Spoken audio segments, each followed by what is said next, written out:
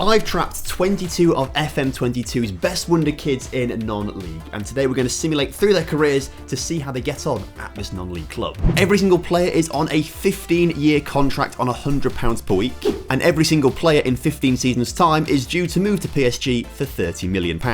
I do like how it says he's not going to be a Weymouth player for much longer. I mean, it's a 15-year wait, but you know, it's not much longer to wait. The team I've chosen is Weymouth. They are in the National League at the start of FM22, but they got relegated in real life, so they were the perfect choice of team to use. And also, Weymouth Wonderkids sounds quite good as a little phrase you can use. As for the players, I asked you guys on Twitter who you thought the best Wonderkids in FM22 were, and you guys gave me a ton of responses. So based off those tweets and my own personal preferences, these are the players in the team. Going through in positional order, the goalkeepers are Iturbe and Van Voort, and then defensively we have players such as Zabarani, Renan, Josko Gavardio, Tino Livramento, Nianzu, Timber, Mendes and Nets. Moving into the more midfield roles, we have Bellingham, Camavinga, Mariba, Gianluca Busio, who's a personal favourite of mine. Big fan of Busio, the big stud. We've also got Florian Wirtz, Jamal Musiala and Gio Reyna. And into the more attacking positions, Adeyemi, Angelino, Ansu Fati, Lorenzo Luca and Moukoko.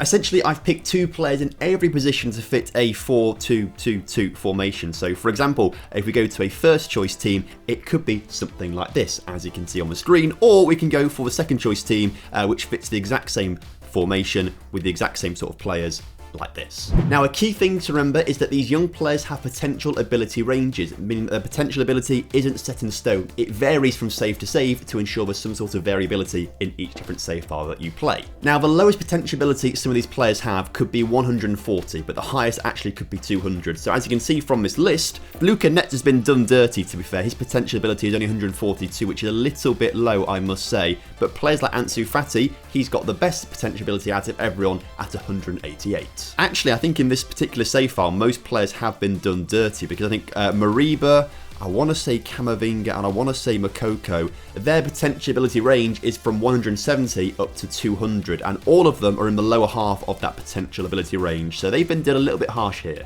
But all of these players have current abilities, aside from maybe a Iturbe at 95, all of them have current abilities good enough for the Championship and probably the Premier League for a few of these players, and they're in the National League right now, so it's going to be difficult for them. So let's jump into the future and see how these teams get on. I want to jump 1 year into the future to start things off though, to see how they get on in this first season. So if you are looking forward to this experiment, make sure you drop a like on the video and subscribe to the channel if you are new around here. So jumping 1 year in the future, Weymouth have dominated the National League, finishing with 41 wins and 3 draws from 44 games. 126 points on the board. Interestingly though, none of our Wonderkids have actually come in the top 3 for top scorers this season. George Alexander for Bromley is number 1, so congrats to him. Musiala, Luca and Ansu Fati in the top average ratings. And Musiala with 29 assists as well is pretty impressive, but I am thoroughly surprised none of them are top scorers. Ansu Fati and Jude Bellingham both got 21 goals across the season. So interesting that Bellingham, midfielder, got 21 goals. Lorenzo got 20 goals across the season. But how many games is he playing?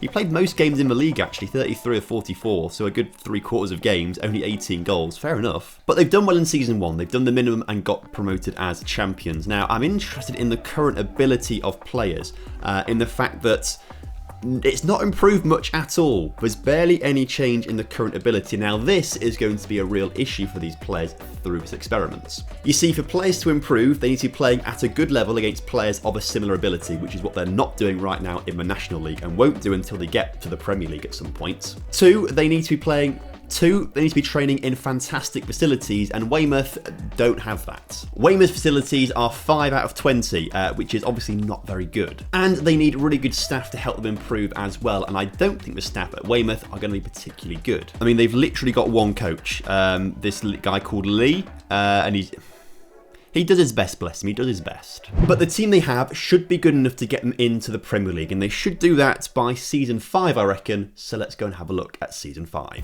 And at the very end of Season 5, Weymouth have been promoted to the Premier League via the Championship, as you can see, winning the title on goal difference ahead of Bournemouth. Sheffield United just a point behind, so it could have been very different for Weymouth. They could have had to go via the playoffs rather than going up automatically. Still no top scorer from our team though. Eddie Nketiah with 28 goals there for Sheffield United. Musiala up there with the average ratings and Mariba with assists as well. But let's have a quick look at this Weymouth team and see what's going on here.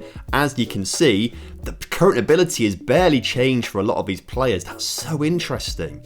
Like none of these, they're 23 years old now, 24 a lot of these players. They've got a lot of players on loan as well, so they are finding, they feel like they need to sign players clearly on loan because they've got a few on loan, interestingly, rather than just using the 22 that they've got for 15 years.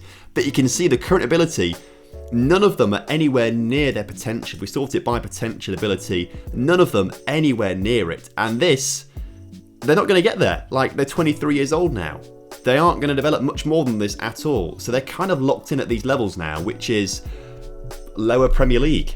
Like, they're going to get to the Premier League, but they aren't going to win it, I don't think. I'm predicting this from the current ability we've seen right now. These guys are not winning it. Had they reached their potential abilities, yeah, hands down winning it, because these potential abilities are so high. Some of the highest in the game you could have, right? But wow. This is...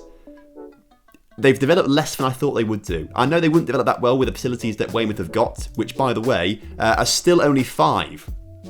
They've not developed their facilities at all in the slightest. If you look at their staff as well, they've got a few more coaches in. When I say a few, I mean one more extra coach. Alan is not that great, and the other guy, Mark, is a bit better actually, to be fair. But still, yeah, that's tough. So the best player in the team is Ansu Fati, 150 current ability, and you look at him and don't think he's anything massively special, right? Obviously he's got some very good attributes, but you wouldn't look at him and think, wow, this guy's an absolute world beater. I think Weymouth will struggle in the Premier League. This could end up being a bit of a yo-yo thing, if I'm honest with you.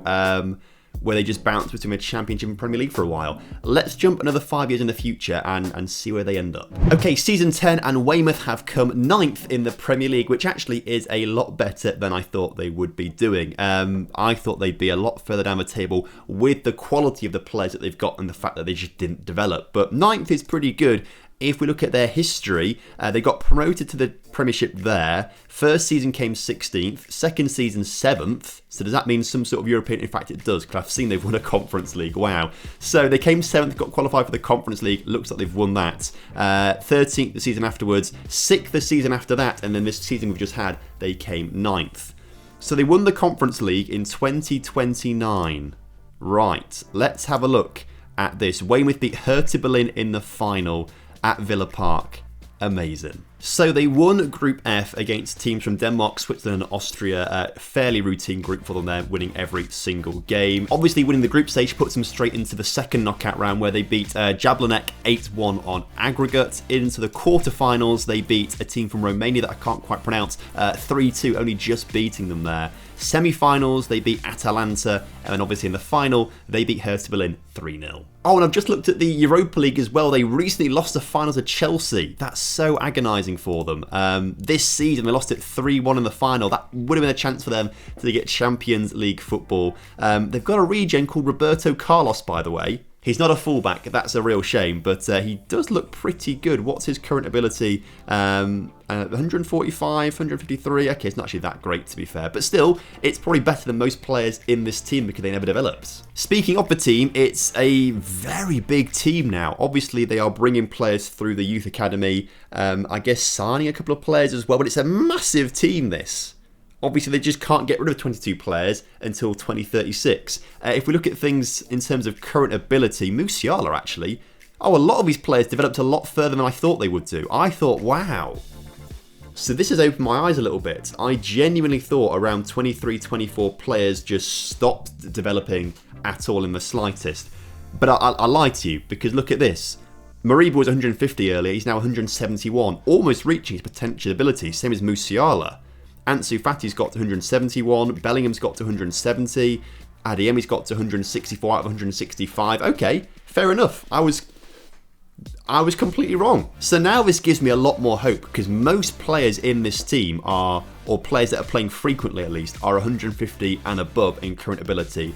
And that's the sort of team that would maybe go on to win a Premier League, given the right staff in charge. And speaking of staff, they've got a lot of people in the club right now, which is good, although only 2 coaches still. They need to work on that a little bit. Facilities are now 8 out of 5, so they have improved those a little bit.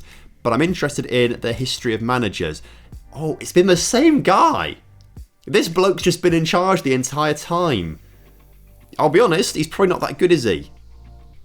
I mean, obviously he's got Weymouth to where they are right now, but it's not like Jose Mourinho. It's not like Pep Guardiola. If they want to actually win a Premier League, they might need someone a little better. But David Oldfield, turns out he's amazing. Congratulations. Okay, we'll jump to season 15 now, the final season with these players at the club. Will they be able to actually achieve a Premier League victory? The answer is no. They're not on the past winners, although Bayern Munich are there. Because... Okay, well, a previous experiment I did on my channel is I moved Bayern Munich and Dortmund into the Premier League, and clearly I have forgotten to remove that edited data from the database. So Bayern Munich and Dortmund have been chilling in the English system for 15 seasons. Although Dortmund aren't in the Premier League, so we'll look at them in a second because it's quite interesting. But Weymouth have come forth. Looks like they've never won a Premier League, but that's pretty impressive for them to get into 4th place. Consecutive 4th place finishes, an 8th there, a 4th there, a 9th there. So they've been in the Champions League quite a few times. Not added any more European victories to their belt, but a Europa Conference League's pretty good. Never reached a final of the Champions League at all, and they haven't reached another Europa League final, as you can see, either, although Brentford coming runners up there to Chelsea. Chelsea ruining the hopes and dreams of other English clubs in European finals, and Conference League never reached another final there. In terms of the players, well, they are slightly on the decline now, as you can see. Players like Mariba and Fati have dropped off in current ability, meaning that this guy called Juan Carlos Fernandez, who they brought in from Internacional for £20 million, is now the best player at the club. He's a regen. We're not too fussed about him. We're fussed about the players that are about to leave the club to join PSG for £30 million each. And we'll look at these guys' career stats when I've got a better list of them in a second. So I've got an extra year into the future. As you can see, none of these players are at Weymouth anymore, although they have just come 9th in the Premier League, which is not too bad at all. Congratulations to them. But if we go to transfer history here for Weymouth and sort it by the fee, you can see all of these players have gone to PSG, and we can slowly look through some of these players and how they performed across their career. So I think Jude Bellingham is an absolute standout. His lowest average rating was a 7.12 across absolutely every season that he played, and that's phenomenal. Never quite hit the highs of league goals that he did in the National League, but did get 12 in one season in the Premier League. I mean, this guy in real life is going to be absolutely incredible in the future. Zabarani is, I mean, what, I can't believe it. He played 42 games for Weymouth in a 15-year career. Bless him. Didn't even play for PSG either, went straight to the PSG 2 side, playing in the National 2 Group C. I think that's like the 4th tier or 3rd tier of France. Oh, mate. Oh, it was even worse than Moukoko. Moukoko played 12 games.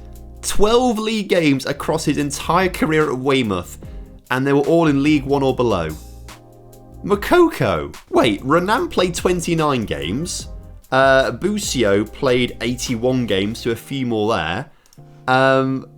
Timber played, 328. Clearly, the manager had his absolute favourites in the team and never bothered with anyone else. Clearly, injuries and fitness were just not an issue for a lot of these teams. Musiala played 555 times. So Musiala was clearly a favourite of the manager, and he's done very well here across his career. Josko played 478 times. Adeyemi got 165 league goals and 499 league appearances. A shame he never reached 500. Camavinga only made 190 appearances across his career at Weymouth, and most of them were in the lower leagues. Once he got to the Premier League, he was barely used. And PSG immediately sold him on to Fulham. So PSG were not happy with him. Angelino only played 42 times for Weymouth as well. Nianzou 182 appearances, and again most of those were in the English Football League system, not the Premier League. Mariba made 469 appearances, so he played frequently throughout the entire experiment. The big man, Lorenzo Luca, only played 160 appearances, and again, that was limited to the early days of the career. Nuno Mendes played all the time, though. He made over 400 appearances for Weymouth across his entire career. Well done. Alejandro Iturbe only made like a handful of appearances in the lower league, one appearance in the Premier League, and that was it. Tino Livramento, though, he made 505 appearances for Weymouth across his career. Never get it, or one season below a 7 rating. That's not too bad, though, is it? Martin van Voort was not the goalkeeper for most of it, clearly.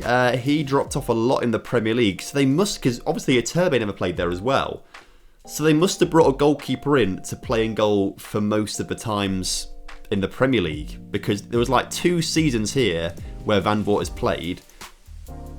So they must have brought another goalkeeper in. Gio Reyna made 271 appearances for the club, although peters off in the 2030s onwards, so that's a bit of a shame for him. Florian Wirtz, he played 467 times for the club across his entire career, although this season here only made 3 appearances, so he must have had a long-term injury at some point, potentially. Like, must have broken his leg like 12 games into this season, and that kept him out, or did his cruciates, because that's odd that he made 35 appearances there, 21, 25 there, but just nothing there. Luca Netz, only 53 appearances, bless him. God, and they were all limited pretty much to the Football League. But Ansu Fati played 521 times for the club. I can't remember all of the numbers, but that must be one of the highest appearances, if not the highest appearance maker for Weymouth, and obviously had a very good career. Oh, and Daniel Oldfield retired from his role in 2032, and since then they've had a whole ton of managers, a lot of them caretaker managers, but David Oldfield did retire, so we've had a few seasons without him, obviously. Ryan Bennett came in as an interim manager. He's now an interim manager at Liverpool. So, in fact, interim manager everywhere. Like, he just never gets a permanent job, does he, bless him? Anyway, he was interim manager until Marco Rose came in, who in reality is the manager of Dortmund, by looks of things. So he's done pretty well there. Has been at Borussia Mönchengladbach before, Salzburg as well. But has had an illustrious career since then, including Bayern Munich, Atletico Madrid, Porto, Man United and Weymouth. He was sacked, though. The next manager coming in was Tedesco, who, of course, is the manager in real life of RB Leipzig, but went to Arsenal, Germany, Porto, Bayern Munich, Roma, Weymouth, and Juventus. I love that Weymouth is in there all the time. And, of course, after he was sacked, there was only one logical option for the next manager, Zinedine Zidane. Of course. You know, although his career's been quite up and down, I must say. Obviously, Real Madrid, Inter, Newcastle, Rennes, Wolves, England, France, Arsenal, Weymouth. And actually, I left this simulating for quite a while whilst I was out. So actually, we've gone up to season 23. So let's have a quick look at season 23. The year should be 2044, I believe. Are Weymouth still going to be a big club? Well, they're 15th in the Premier League, so they're still a Premier League club, as you can see. But sadly, I don't think I've ever won a Premier League title. No. Never quite top 3. 4th place a few times, but couldn't get that top 3. Weymouth history. They've done very well to stay in there. They've won a Europa League as well. When did they win this Europa League? They won it in 2038-39, beating Inter in the final. Congratulations to them on that one. That's ridiculous. But they now have perfect facilities, which means they can get all the players up to the very top level of their current ability and potential ability. And Oyarzabal is the manager. Of course he is. Fantastic. So that's what happens if you add the best Wonderkids to a National League team in FM22. But FM23 is right around the corner. And I'm going to give you my honest opinions on the FM23 features in this video up here, so go check that one out.